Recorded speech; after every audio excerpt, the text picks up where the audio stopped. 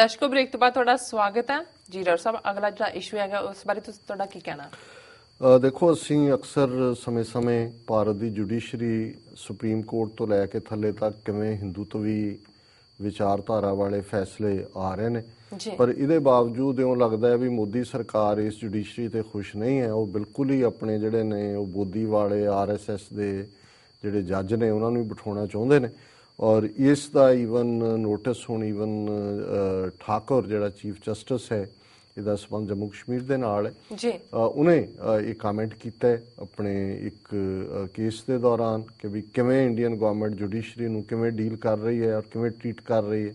ਔਰ ਇਸ ਦੇ ਉੱਤੇ ਟ੍ਰਿਬਿਊਨ ਦਾ ਐਡੀਟੋਰੀਅਲ ਇਹ ਦੱਸ ਰਿਹਾ ਵੀ ਅੱਜ ਜਦੋਂ ਅਸੀਂ ਕਹਿੰਦੇ ਹਾਂ ਕਿ ਵੀ ਚਾਰ ਚੁਫੇਰੇ ਹਿੰਦੂਤਵਾ ਦਾ ਬੋਲ ਬਾਲਾ ਹੈ ਔਰ ਜੁਡੀਸ਼ਰੀ ਆਲਰੇਡੀ ਉਹਨਾਂ ਦੇ ਪ੍ਰੈਸ਼ਰ ਥੱਲੇ ਫੈਸਲੇ ਦੇ ਰਹੀ ਹੈ, ਲੇਕਿਨ ਇਹਦੇ ਬਾਵਜੂਦ ਇਹ ਐਗਜ਼ਿਸਟਿੰਗ ਜੁਡੀਸ਼ਰੀ ਵੀ ਇਹਨਾਂ ਨੂੰ ਐਕਸੈਪਟੇਬਲ ਨਹੀਂ ਹੈ।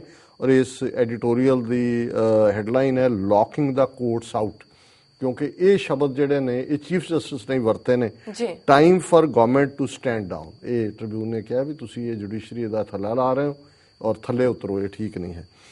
Regrettably, the Chief Justice of India has found himself constrained to suggest that in an open court ने गल कही, that the government is creating a situation where the courts are being locked out, कि अदालतां नूं जिहड़ा है वो जंदे ला के बाहर कढता है।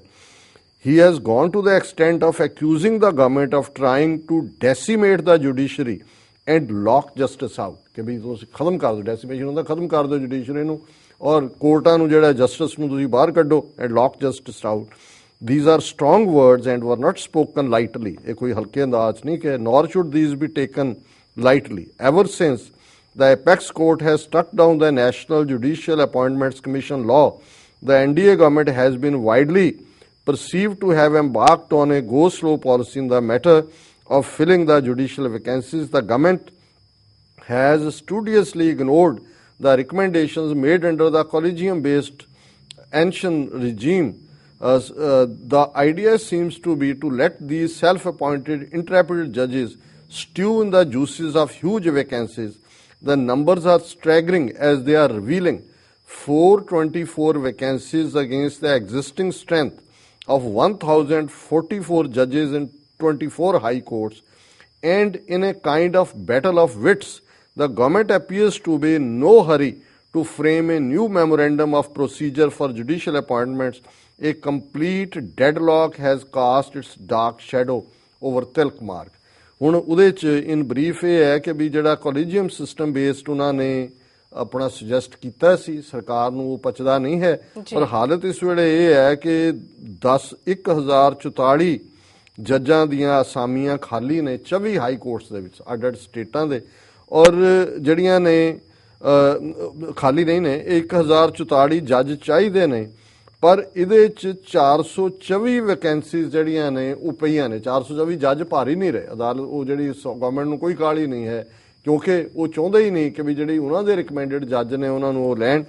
The rub is not the number of vacancies but the politicians' dormant desire to tame the judiciary. ਇਹ ਸਿਆਸਤਦਾਨ ਚਾਹੁੰਦੇ ਨੇ ਕਿ ਜੁਡੀਸ਼ਰੀ ਨੂੰ ਟੇਮ ਕੀਤਾ ਜਾਏ, ਉਹਨੂੰ ਉਹਦੀ ਪੂੰਛ ਮਰੋੜੀ ਜਾਏ। Every stable and strong government sooner or later becomes susceptible to the idea that the judiciary ought to be domesticated, ਕਿ ਵੀ ਇਹ ਜਿਹੜੀ ਵੀ ਹਕੂਮਤ ਬਣੇ ਮਜ਼ਬੂਤ ਉਹ ਚਾਹੁੰਦੀ ਹੈ ਵੀ ਜੁਡੀਸ਼ਰੀ ਜਿਹੜੀ ਹੈ ਉਹਨਾਂ ਦੇ ਥੱਲੇ ਲੱਗੇ। The impulse is both institutional and political, ਇਹ ਸੰਸਥਾ ਦੇ ਤੌਰ ਤੇ ਵੀ ਸਿਆਸੀ ਵੀ ਹੈ। And this current standoff will not get resolved easily, ਇਹ ਸੌਖਿਆਂ ਇਸ ਦਾ ਹੱਲ ਨਹੀਂ ਨਿਕਲੇਗਾ।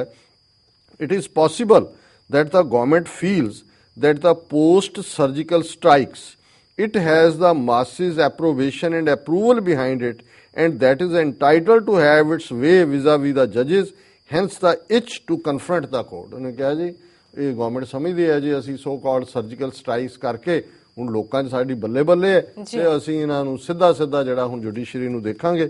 ਔਰ ਫਿਰ ਉਹਨੇ ਇੰਦਰਾ ਗਾਂਧੀ ਨਾਲ ਕੰਪੇਅਰ ਕੀਤਾ ਕਿ ਉਹ ਅਥੋਰੀਟੇਰੀਅਨ ਸੀ, ਉਹਨੇ ਵੀ ਇਹ ਕੁਛ ਕੀਤਾ ਸੀ, ਪਰ ਹੁਣ ਜਦੋਂ ਅਸੀਂ ਇਹ ਕਹਿੰਦੇ ਹਾਂ ਕਿ ਜੀ ਇਹ ਡੈਮੋਕ੍ਰੈਟਿਕ ਸਿਸਟਮ ਹੈ ਤੇ ਫਿਰ ਇਹ ਜੁਡੀਸ਼ਰੀ ਨੂੰ ਟੇਮ ਨਹੀਂ ਕੀਤਾ ਜਾਣਾ ਚਾਹੀਦਾ। ਪਰ ਇਸ ਨੇ ਸਾਡਾ ਇਹ ਪੁਆਇੰਟ ਪ੍ਰੂਵ ਕਰ ਦਿੱਤਾ ਜਿਹੜਾ ਅਸੀਂ ਕਹਿੰਦੇ ਹਾਂ ਕਿ ਆਲਰੇਡੀ ਜੁਡੀਸ਼ਰੀ ਹਿੰਦੂਤਵਾ ਦੀ ਸਪੈਲ ਥੱਲੇ ਹੈ ਤੇ ਹੁਣ ਇਹਨਾਂ ਨੂੰ ਲੱਗਦਾ ਹੈ ਵੀ ਪੂਰੇ ਦਾ ਪੂਰਾ ਇਹ ਹਿੰਦੂਤਵਾ ਦੇ ਜੱਜ ਬਣਾ ਦਿਓ। ਔਰ ਇਹ ਚੀਫ ਜਸਟਿਸ ਕਹਿ ਰਿਹਾ ਕਿ ਲੌਕਆਊਟ ਕਰ ਰਹੇ ਨੇ ਜੁਡੀਸ਼ਰੀ ਨੂੰ ਔਰ ਬਾਕੀ ਸਭ ਭਾਰਤ ਮਾਤਾ ਕੀ ਜੈ। ਜੀ ਡਾਕਟਰ ਸਾਹਿਬ, ਇੱਕ ਮਿੰਟ ਰਹਿ ਗਿਆ ਤੇ ਸਾਡੇ ਦਰਸ਼ਕਾਂ ਨੂੰ ਦੱਸ ਦਿਓ ਅੱਜ ਦਾ ਵਿਚਾਰ। ਅੱਜ ਦੇ ਵਿਚਾਰ ਲਈ ਅਸੀਂ ਰਾਗ ਸੂਹੀ ਬਾਣੀ ਸ਼ੇਖ ਫਰੀਦ ਜੀ ਕੀ ਸ਼ਬਦ ਚੁਣੇ। ਜੀ।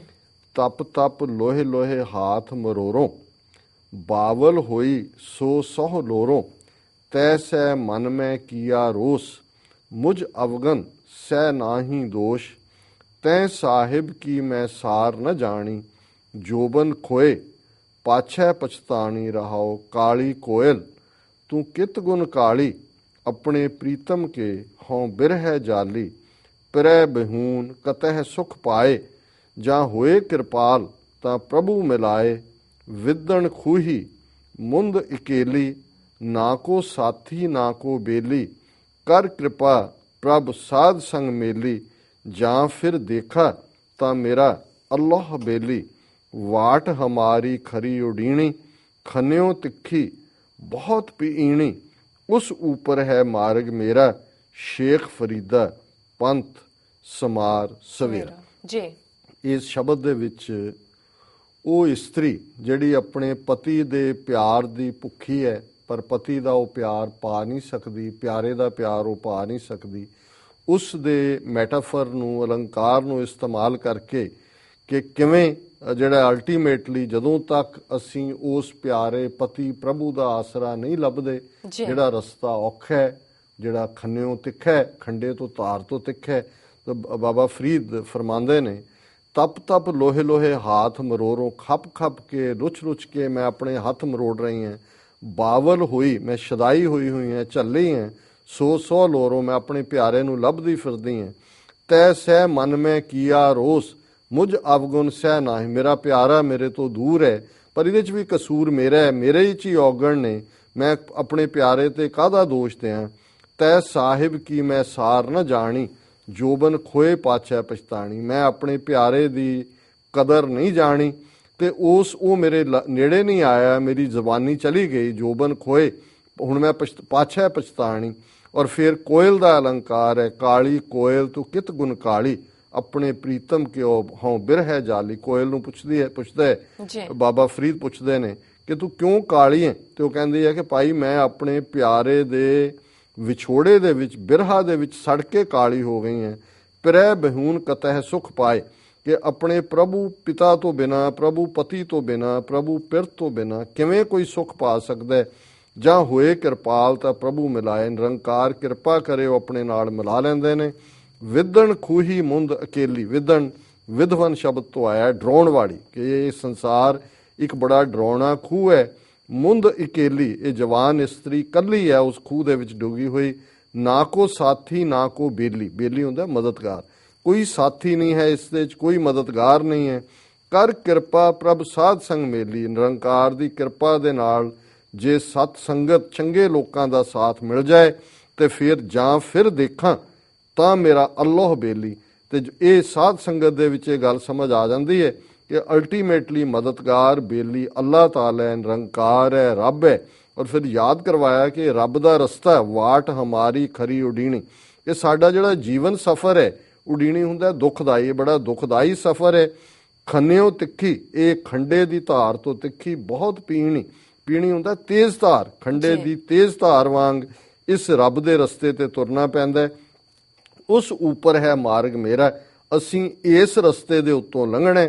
ਸ਼ੇਖ ਫਰੀਦਾ ਪੰਥ ਸਮਾਰ ਸਵੇਰਾ, ਸ਼ੇਖ ਫਰੀਦ ਯਾਦ ਕਰਵਾਉਂਦੇ ਨੇ ਕਿ ਸਵੇਰੇ ਸਵੇਰੇ ਆਪਣਾ ਰਸਤਾ ਸੰਭਾਲੇ। ਸਵੇਰੇ ਇਕੱਲਾ ਅੰਮ੍ਰਿਤ ਵੇਲੇ ਤੱਕ ਨਹੀਂ ਹੈ, ਜ਼ਿੰਦਗੀ ਦੇ ਮੁੱਢਲੇ ਦਿਨਾਂ 'ਚ, ਭਰ ਜਵਾਨੀ ਦੇ ਵਿੱਚ ਜੇ ਅਸੀਂ ਰੱਬ ਵੱਲ ਲੱਗ ਜਾਈਏ ਤੇ ਸਮਝੋ ਅਸੀਂ ਰਸਤਾ ਸੰਭਾਲ ਲਿਆ। ਜੀ ਡਾਕਟਰ ਸਾਹਿਬ, ਬਿਲਕੁਲ ਤੁਸੀਂ ਸਾਡੇ ਦਰਸ਼ਕਾਂ ਨਾਲ ਅੱਜ ਦਾ ਵਿਚਾਰ ਸਾਂਝਾ ਕੀਤਾ। ਇੱਥੇ ਲੈਣੇ ਆਪਣੇ ਵਿਊਅਰਸ ਕੋਲ ਇਜਾਜ਼ਤ। ਵਿਊਅਰਸ, ਸਾਡੇ ਪ੍ਰੋਗਰਾਮ ਦਾ ਸਮਾਂ ਇੱਥੇ ਸਮਾਪਤ ਹੁੰਦਾ। ਤੁਸੀਂ ਆਪਣੀ ਰਾਏ ਤੇ ਸੁਝਾਅ ਸਾਨੂੰ ਭੇਜਣਾ ਭੁੱਲਣਾ ਸਾਡੇ ਇਸ ਪਤੇ ਤੇ sos@tv84.tv ਤੇ ਅਸੀਂ ਆਪਣਾ ਪ੍ਰੋਗਰਾਮ ਲੈ ਕੇ ਫਿਰ ਦੁਬਾਰਾ ਹਾਜ਼ਰ ਹੋਵਾਂਗੇ। ਤਦ ਤੱਕ ਲਈ ਮੈਨੂੰ ਤੇ ਆਪਣਾ ਸੁਣਾ ਗਿਆ ਦਿਓ। ਦੇਖਦੇ ਰਹੋ TV 84, ਬੁਲਾ ਦਿਓ ਫਤਿਹ। ਵਾਹਿਗੁਰੂ ਜੀ ਕਾ ਖਾਲਸਾ, ਵਾਹਿਗੁਰੂ ਜੀ ਕੀ ਫਤਿਹ।